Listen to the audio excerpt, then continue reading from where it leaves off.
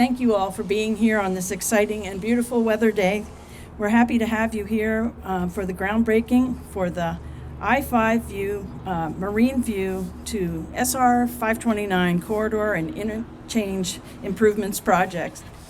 You probably noticed our contractor, Guy F. Atkinson Construction, is already out there working on the project to complete the HOV segment between I-5 and Marysville and Marine View Drive.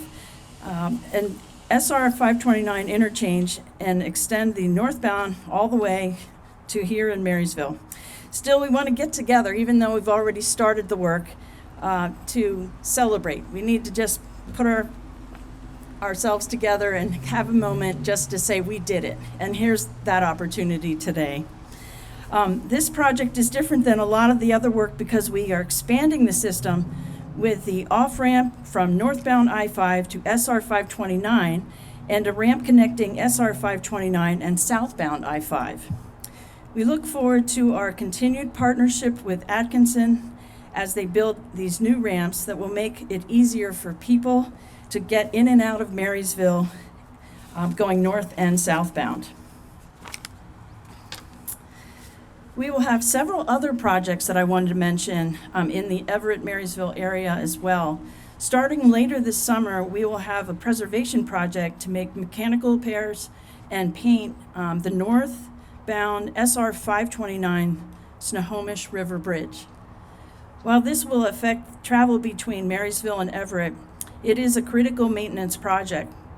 Planned maintenance and repair work like this helps us to keep our system operating with less disruption to people. If we don't do the maintenance to the system, you're going to feel it in times when it comes up and we don't prepare for it. So we need to do it in a planned format as much as possible. We also have a couple other projects in Marysville area at I-5 with the 156th and 88th project, street project northeast interchanges, and widening SR 531 in Arlington. With these, WSDOT and our local partners continue to significantly improve mobility for Marysville and the I-5 corridor in Snohomish County. With all this work planned over the next few years, you will see effects on traffic.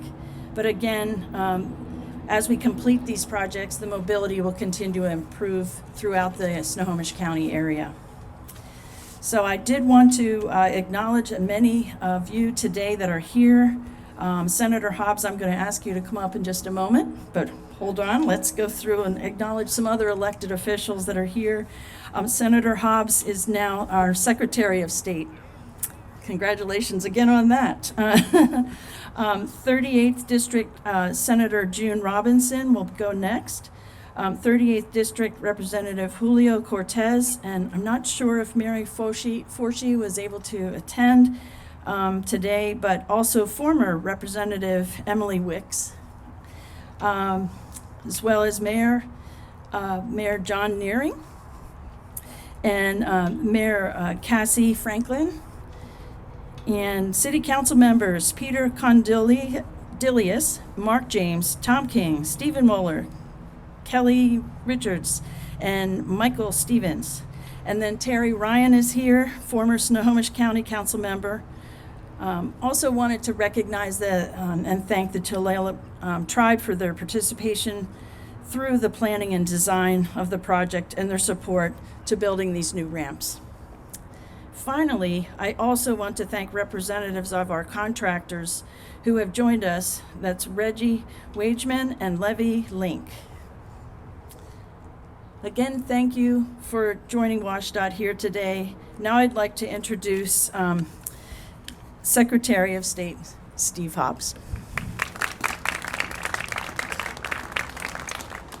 Thank you. I'm glad that I'm the first politician in the line of many politicians that'll be speaking with you today. I will try to keep it short because we are all very long-winded. But I like to always invoke a line from the famous speaker Tip O'Neill. It says, all politics is local. And this is definitely the most local project that I can think of that is very, very proud of to be supportive of. And also, it's a prime example of projects like this who came out of a transportation package where you can see where if you bring people together, Republicans and Democrats, it was a bipartisan package. We have the help of both labor and business. The tribes were involved with this project. Mayor, you were here when this was going on. I remember those late night phone calls. You were stressed. I was stressed. This project is the type of project where it almost makes me wish that I could be a senator again in the transportation chair, but not really. I'm glad what I'm doing today, and I want to thank everyone because this was a very hard-fought thing to get in the transportation package. And it wasn't just me, it was all of you that made it happen. So thank you very much. And with that, I'm going to pass it along to Senator Robinson. Thank you very much.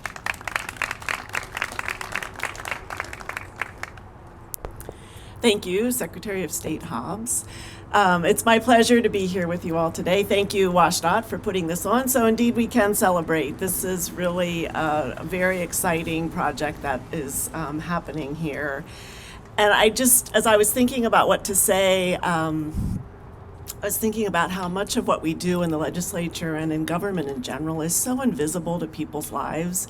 They really don't understand what we do. They're cynical about what we do. But this is a great example of how government at all levels comes together to really respond to issues and to make our communities better. One of the number one things I hear as a legislator, and I'm sure all of us who are elected here, is people grumbling about traffic and being stuck in traffic and the way it affects people's lives to be stuck in traffic.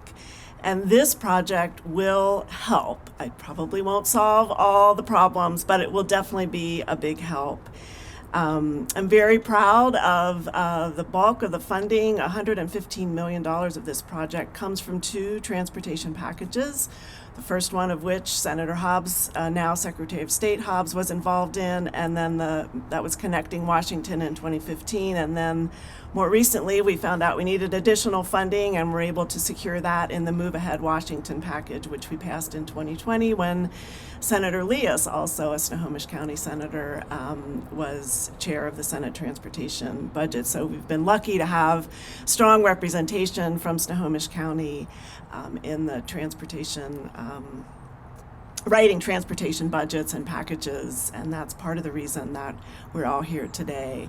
I also got those frantic calls from Mayor Nehring a couple of times along the way. June, we cannot get a package without this project in it. Okay, I got that. We will do what we can to make sure this happens in the package. And then again, when we found out we didn't quite have enough money to finish it off, the work that took place and the cooperation, again, amongst local government, state government, and especially WSDOT and our staff was really remarkable to make sure that we are able to allocate enough funding to complete this project. I'm particularly excited about, the whole thing is exciting, but really excited about the HOV lane extension from downtown Everett.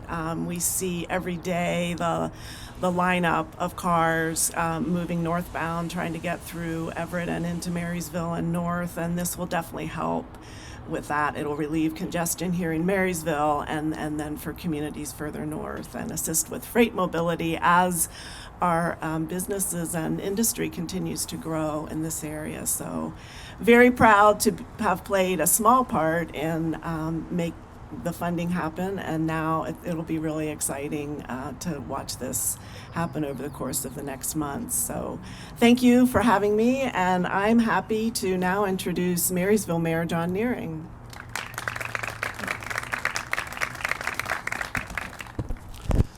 Thank you, Senator Robinson. This really is a great day. A lot of people have put a lot of work into this, and it's fun to finally be here at the groundbreaking. I did want to highlight, as Senator Robinson just did, some of the regional nature of this project. As you heard when the project was introduced, it's a mouthful. Mayor Franklin and I were talking, we need an acronym, a good acronym for this. But at any rate, so there will be the I-5 northbound HOV lane from North Everett into South Marysville here, and then the new interchange that is constructed. And there's a lot of history behind the vision of this whole thing that really started with this new bridge right here. In 2012, we were right here cutting the ribbon. We cut the ribbon up there, but we started right here to cut the ribbon for this new bridge and open it. And that replaced a 1927 built swing span bridge. How many of you remember that one that used to come in over there? That really made this possible, because building a new interchange with that old bridge would have created some access problems. And then our city council funded a First Street bypass project right off here on First Street, right to the northeast of where we are here today. And so what you get there is those two projects really set the table for this interchange that'll come off. It'll bring people over. They can take that First Street bypass and get east. And so the regional nature of this project, yes, you have the I-5 HOV lane, which is a huge part of that. But I don't know if people realize just how much commuter traffic comes through Marysville to get up to Highway 9 and then westbound to get to I-5 in the morning. All you have to do is go up by where I live up there and just watch 528. It's just a steady stream from I-5 all morning long. And then the reverse in the evening. So whether it's Granite Falls or Arlington or Lake Stevens or unincorporated Snohomish County, wherever you're getting. So this is a project of true regional significance. And it also will be our only way in and out of the city around the railroad tracks. And those of us who live in Marysville and have lived here for a long time are so grateful for that. And so the state built this bridge here, the city funded the First Street bypass, and now the state building this project has really been the culmination of a vision that I think will be of regional significance for some time to come. And so I personally, and I know our city council and the city as a whole, truly are grateful to our partners at the state level primarily, and also at the county level and the federal level who helped make this a reality. And so I think it's important to highlight some folks, and some of this will be repeat, but it's important to me to highlight people that really stuck with us throughout. This has been a long haul. And so these type of projects don't happen just at the city level. So I'll start with Secretary of State and former State Senator Steve Hobbs. We spent so much time on this project, on the phone, in his office, everywhere. And there were times where I thought it will not happen, but we kept pressing on, and it did happen. And so, Steve, I want to thank you for sticking with it and leading the charge as Senate Transportation Chair. Senator Marco Lias, the current Transportation Chair, wasn't able to join us this morning, but he helped in the Move Ahead package that Senator Robinson discussed, making sure that we had the backfill money. For those of you who don't know, we went out to bid for this project, and nobody bid on it. This was post-COVID, I think towards the end of 2021, if I remember correctly. Nobody bid on it because of worker shortage, supply chain issues, inflation, and all of that. And that's where all my panicked calls to Representative Wicks and Senator Robinson. I remember June, I hadn't even gotten any words out, and she said, "I know why you're calling. We're already on it." And so Senator Lias was a huge help with that. And then Senator Robinson was a huge champion in the Senate to keep this going, and to both in connecting Washington and also with the money that we needed in 2022 Move Ahead. So thank you for leading the charge, Senator Robinson. And former Representative Emily Wicks, who was our representative for the 38th District, was point person in the House.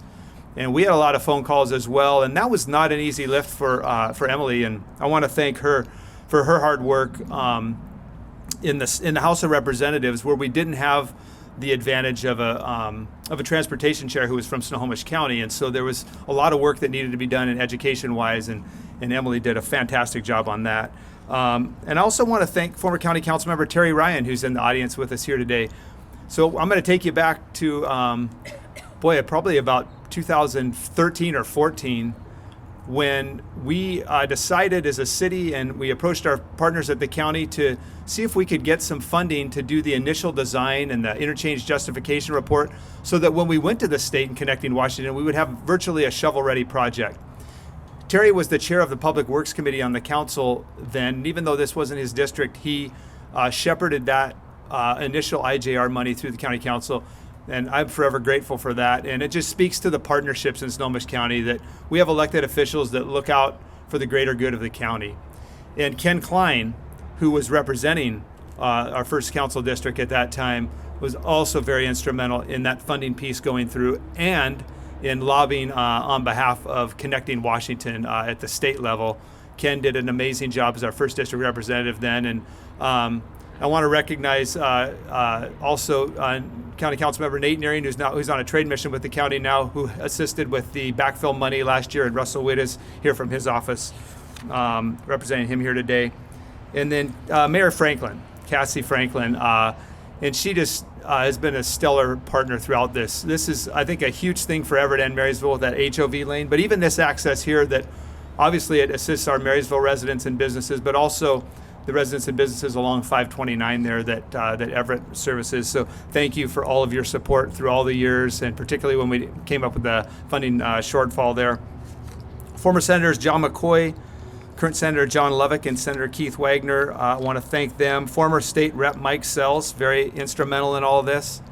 Current State Rep Carolyn Eslick, County Executive Dave Summers has been supportive all throughout, through both times we needed funding on this. Councilmembers Sam Lowe and Nate Nehring, as I mentioned. Tulalip Tribe's Board of Directors. Tulalip's been a great supporter of this project. This will help as well because it's going to alleviate a lot of traffic on 4th down here, so that there will be more traffic that'll be able there'll be a longer light signal turns and more traffic will be able to make it westbound. Also want to thank Public Works Director Jeff Laycock and former Public Works Director Kevin Nielsen, who worked really, really hard on this. And our Public Works team in general has done an amazing job shepherding this whole project through. So Jeff and your entire team, Max, and then former Director Kevin Nielsen, I wish he were here today. Hope maybe we'll get him here for the ribbon cutting. Our Chief Administrative Officer, Gloria Hiroshima, for all her hard work on this. I want to thank her. And then our federal partners, Rick Larson, House of Representatives, Susan Del Bene, our current First District, who represents Marysville now, and Senators Maria Cantwell and Patty Murray. And then I want to recognize, I know they were introduced earlier, our City Council. Our City Council has remained steadfast, including Council President Norton and all of the City Council members who were introduced here just a few minutes ago. They've remained steadfast for about a decade on this project. Like I said, helping to fund that initial design, funding this First Street bypass and all that. They have the power of the purse, and so getting all of this ready really is visionary for our community. And a huge thank you to WSDOT. WSDOT's been another great funding partner. I remember the calls we were on when no bidders came in and looking at solutions and what do we do. WSDOT's done an amazing job with that. And so I'm sure I've left some people out, and for that I apologize, but I think you get the picture that this is a project that a lot of people have a lot of stake in, a project of regional significance. And I know I'll just speak now for a little bit on behalf of our citizens here in Marysville. Marysville's grown now to about 73,000 people and a massively growing business community in our Cascade Industrial Center right on through here. And we expect a lot of development down along this waterfront in the coming years. And we have incredible amount of housing development going up on our southeast foothills up here. And right now we are facing significant congestion problems. And so this will help catch us up just for our community. Getting people quickly off this interchange here, up the First Street bypass into those new housing developments up all the way up through Highway 9. It's just critical, and it also, as I mentioned earlier, provides us some way in and around the tracks. So we're very grateful as a community. This is a big project for Marysville, a big project for our region. Thank you to everybody who had a hand in this. And I know we've got a groundbreaking, but I don't want to miss if were there other speakers that were supposed to come up? On my notes, it says we hit the shovels after this. Are we okay? Okay.